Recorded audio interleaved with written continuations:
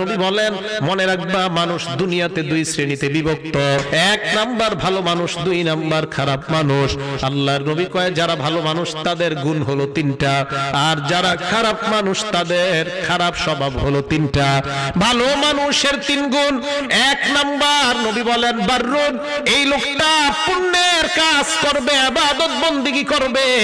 দুই নাম্বার ওয়াতাকিউন, পাশাপাশি আল্লাহকে ভয় করবে, ইবাদত করবে, আল্লাহকে ভয় করবে। এই কথার অর্থ কি? বান্দা নামাজ পড়বে, মসজিদ থেকে বের হওয়ার পর কেউ যদি বলে চলো দোকানের মধ্যে টেলিভিশনে সিনেমা চলতেছে দেখতে যাই, ওই বান্দা আল্লাহর ভয়ে বলবে না না আমি যেতে পারবো না। আল্লাহর নবী বলেন এই দুই গুণ যখন বান্দার অর্জন হয়ে যায়, কারীমুন আলাল্লাহ, ওই বান্দার নামটা আল্লাহর কাছে সম্মানিত বলে লিপিবদ্ধ হয়ে যায়।